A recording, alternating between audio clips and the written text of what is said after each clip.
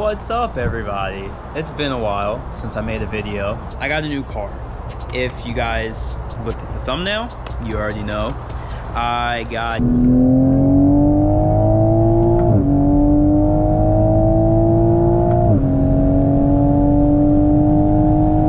So, as you can see, a lot's different with the Supra. I got the Maxon V2 front lip, wrapped it in satin black to kind of match like the front lip here, so it all kind of blends together. I thought it was clean. I don't want nothing crazy excessive that sticks out super far like a lot of front lips. So moving on, I have TE37s and the Supra Spec. These were the matte black. I love these. I think they go really well with the turbulent, sorry. And then I put the red sticker on. It is dropped on Fortune Auto coils. I don't know if you can see those. No, you can't. So it's dropped on the Fortune Auto coilovers. I thought this was a good ride height. I do rub a little bit. So I am running a Rec Speed spoiler. I thought this one was kind of subtle. Kind of goes with the car. It doesn't alter my view at all for the rear view mirror. And then, yeah, the CSF intake manifold. I noticed major intake temp drops with that. So I want to go big turbo kit. I don't know with who. I think KLM. So I just want to give you all an update because I've been like missing for the last 2 months. So as you see here, a lot of stuff's been going on. Like I said, in my last video, I was ordering a KLM turbo kit, and I got the TEs, and then got weld with some Mickeys in the back. 6 port. I just got the 6466. I read a lot going between the 6466 and like the 6770, but I'm not a built trans, not a built engine. So right now, like, this is like perfect. I do want to go built trans, built engine maybe in the future, built trans for sure.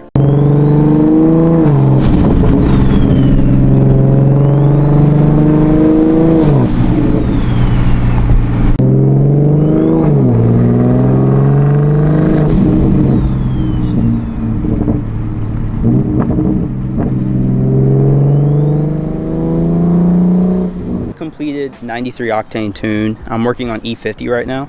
I don't have the low pressure fuel pumping at the moment. I went at that factory fuel line for like 3 hours on that hat. I was like, I can't get this. So unfortunately, I think after doing all of this, I am gonna have to take it to a shop for them to do my low pressure fuel pump. You can see the filter, so obviously I'm bringing it as cold as air as possible. Headlight delete just looks sick. So, I mean, like, that view that's clean.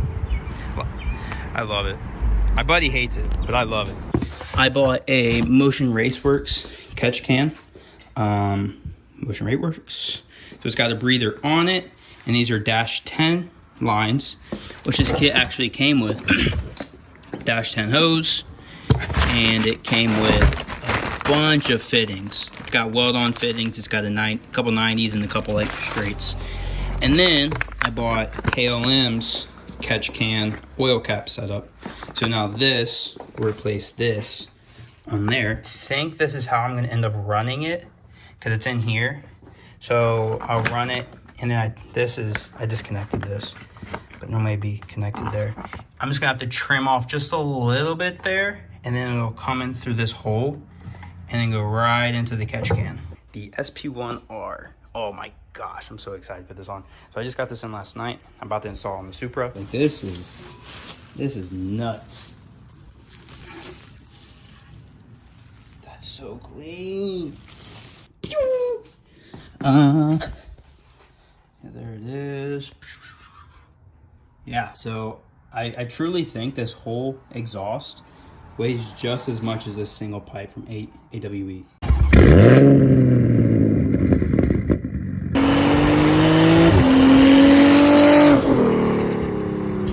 See, but here's the return line. Flex fuel's still there.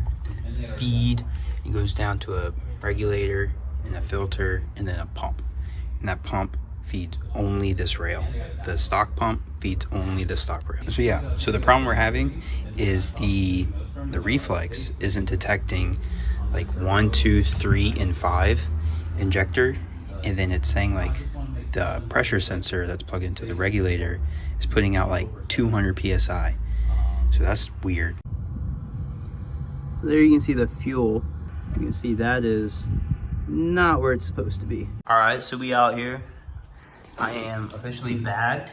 I know I didn't say I was gonna bag the car, but I bagged it. And it is, whoa, brother. Just kidding, I got the rear jacked up. We're suspecting, or I'm suspecting, that the white clip is not very good anymore because it just keeps falling off. So like, for instance, I'll put it on. All right, and watch. I just pulled it off with my hands. I'm pretty much officially over 5 performance. This is ridiculous. It's the freaking rubber hose. This stuff isn't rated for E85. All the fuel line in this kit needs to be replaced. Like, this will deteriorate with E85. Fuel rail's off, you can see that. I got this line off, you can see that. Flex fuel's basically disconnected. I want to figure out how to take the factory fuel line out, but it looks like it's gonna be such a hassle, like down in there, that it's like you'd have to remove like all that stuff to pull it out, and it's almost not worth it. This is tough to do. Upside down. This is the feed for the new pump, and that's an all new line. Oh my gosh! You can see here it goes to the Y. Let me get off this rolly thing and I'll film more. Yeah, so this is the new PTFE line that I built. And it goes basically along the factory line there. And right now it's sitting up to the filter. Scoot back more. So this is the Y I have. And so this part of the Y is going to go to the factory fuel pump. I'm gonna go way over here to wire it together, and it's gonna go through the pump. This is what I've built so far. I ran out of line because I only had so much line. I only had like 5 feet, so this is what I got. I do have 15 feet on order though, so I just gotta build this piece and then pretty much go up there, which I'm worried I won't have enough line, because depending on where I wide this at here, it still has to go all the way to the front and to the port and then to the direct. I just have the factory fuel line replaced with an AM line, and then I have the factory. Well, just like the Visconti, but mine Y together outside of the pump. So the dash 8 line is much bigger than the factory line, so I will have more flow, so that's always nice. And then it goes into the fuel filter here. I'm on the ground, so this kind of sucks. And then right here, it's gonna get hard to see, but that right there is a Y. And then the right one, I guess the one farthest away from us, that one goes up to the port rail, and there's nothing else that connects to that. But the one right here, can't really see it, kind of right there in the shadow, that is the flex fuel sensor. So then the one up top on this Y goes through the flex fuel sensor and then to the factory injection. That's the return. I haven't changed this one out yet. I did change this one. So this one goes back to the back of the car. All right, and all fuel lines are officially replaced. You can see no leaks. That's the new fuel line and bore. So good there. Go to under the car. No leaks for where it attaches to the fuel pressure regulator. We are good to go. Install this one first, and then install this one. Make sure you put this inside the little groove there. And then the traction arm, super easy, do the same thing. Adjust the middle piece for the threads here, showing that the arm is the same length as the factory arm, and tighten these down. And then I installed it on this side first, and then this side. I bought this little 4 to 2.5 inch, and this 2.5 inch flex pipe.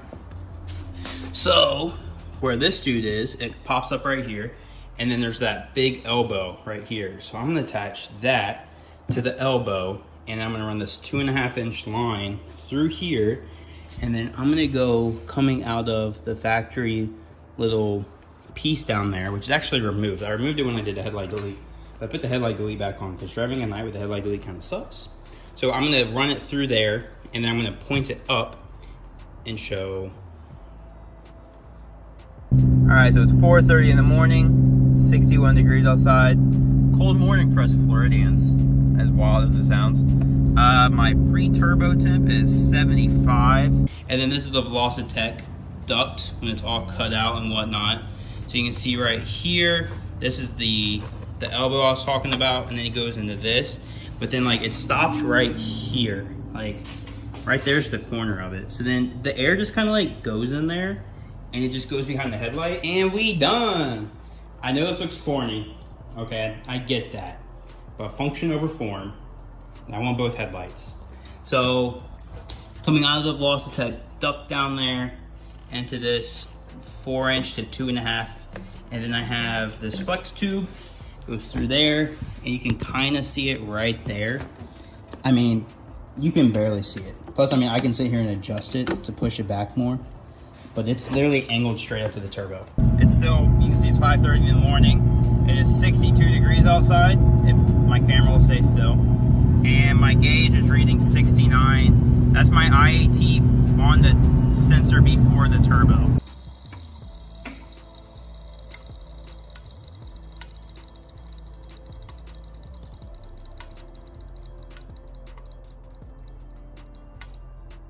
I'm gonna get these pins installed. So it's super easy from what I've been reading. So how this works is this side, you see how it's kind of very little, like indented, I guess. So that side sits in to these spots here. So you can see that one. You can see the holes in it. So that's what these are for. These go in here to basically block that off. And then they sit inside of here, like that. That's what it looks like inside your valve cover. Oh, I'm leaking oil. Oh boy.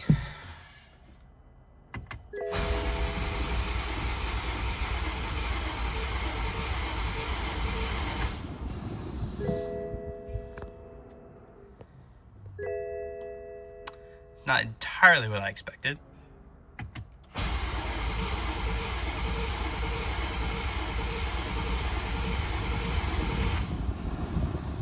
So we got super close. I went to start the car, and after like 5 or 6 starts, it still didn't start. However, on that last start, I finally got the And now I wait to look for leaks. But she started, we straight. PCV lockouts are working.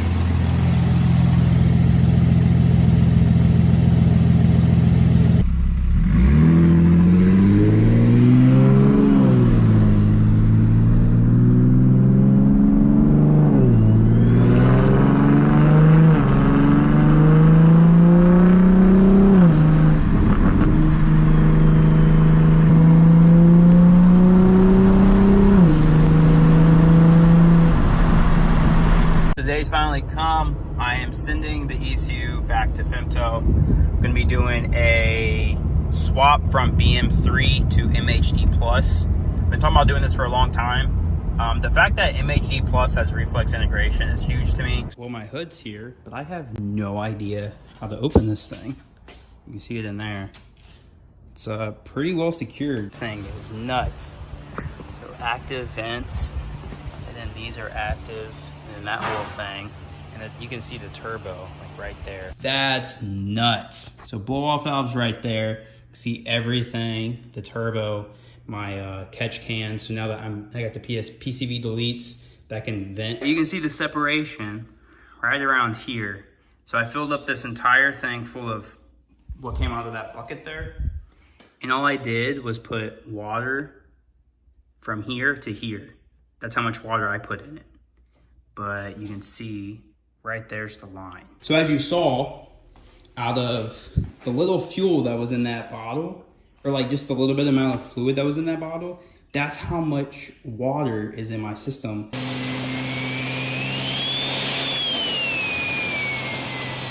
It's finally happening, guys. I'm finally installing the inner chiller. Yesterday I got the R134YF, I think is the AC refrigerant code.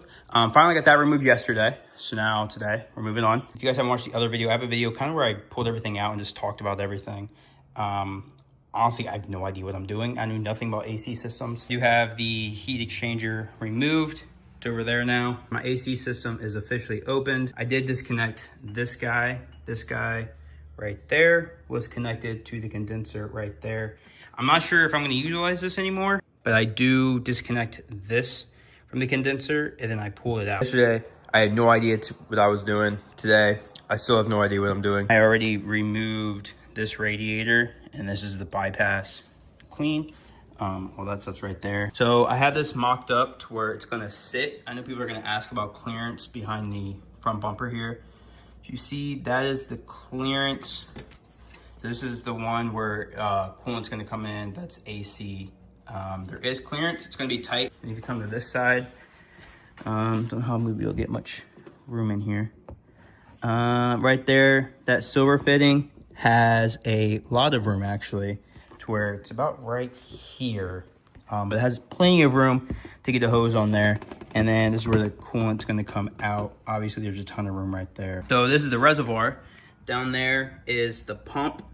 And then the other one is just capped off. So there's the pump and then it goes into feed the inner chiller. So I do have a spring in here to help keep it from bending.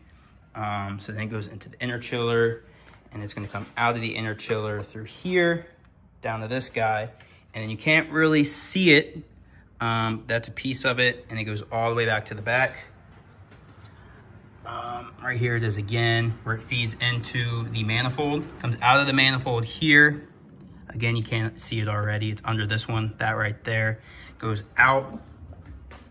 And then I have it fed to here, where then it dumps into the reservoir. This guy right there goes into the factory reservoir here. As you can see, I fed with the factory connector here. I just cut it to fit and then put an adapter. So then I use all the factory hardware for that. Cool. All right, so now we install this. Here comes the fun part. Is trying to get this to go. Oh gosh.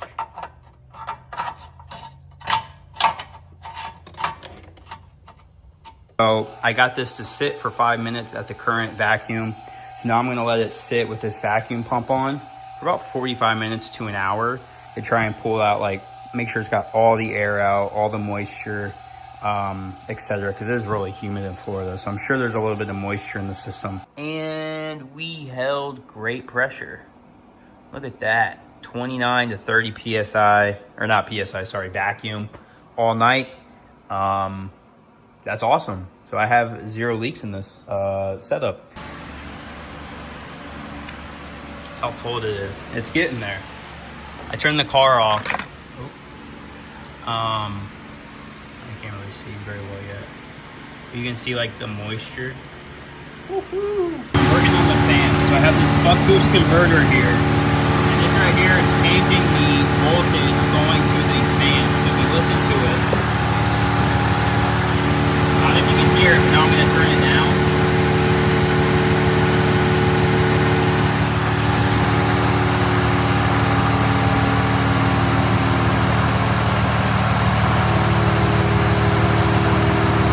I don't know if you can hear that, but the RPM dropped a lot. That was smart right here. The reservoir itself is really crap. At least 55 degrees. That's crazy. So let's touch the manifold.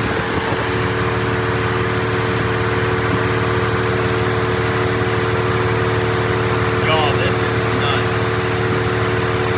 I'm telling you, that's how cold this thing is. Just finished up with getting this installed. I think that's clean. Like from a driver's standpoint, this will be my radiator turning on full fan. So I'll have to do this every time I start the car essentially. And then this one is for the inner chiller, full blast, like 100% to the inner chiller or 50%.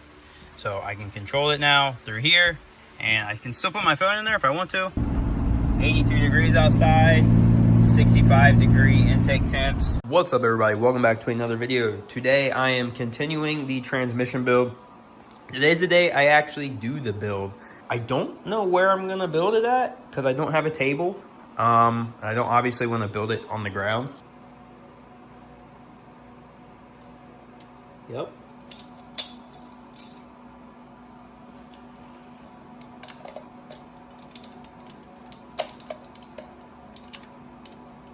Hello?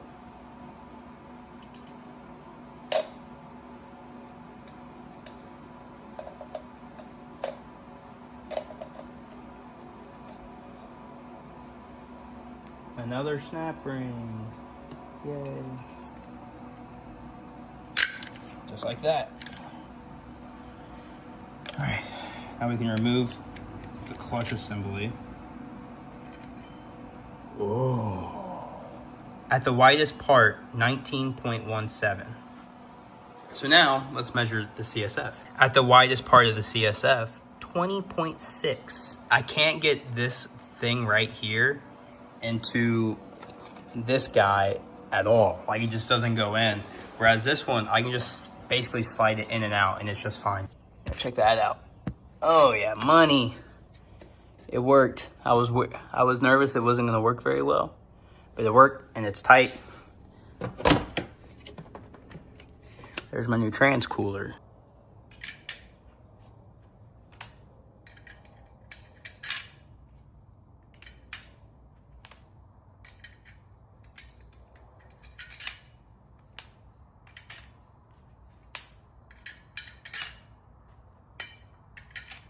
I don't even remember how this went on. I remember it just made me really mad when I did it.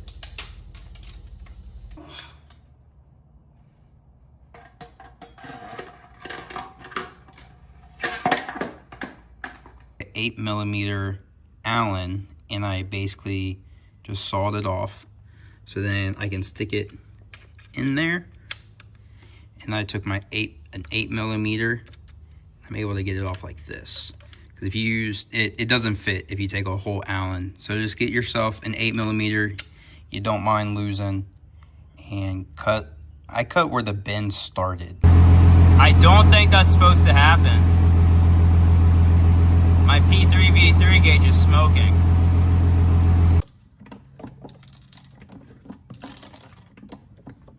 Got them side by side here so you can see everything. So right here, this is to the new one. You see this is billet, it's aluminum. Heavy, well, I mean, it's not heavy, it's actually kind of light for what it looks like, but metal compared to the factory. You got rubber bushings. These are significantly heavier than those, I'll tell you that. Where this is gonna have a lot of play in it. But it does have these metal bushings in it. And you can see the actual drive shaft itself. As you can see, this one has a bend in it because it's a two-piecer. So if I do pick this up, the Crocs on. If I pick this up, you can see it's a two-piece. And that's no bueno, especially if we start making more torque. That thing can snap, and now you got a bigger issue.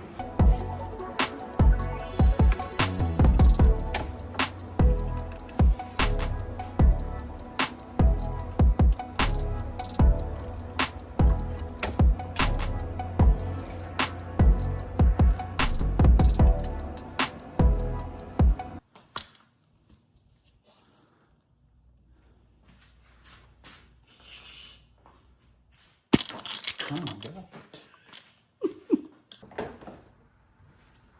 Project Gamma headlight delete going in. Looks like it'll fit kind of good. I'm here messing with it for a little bit. This is way better than the inventory ever was.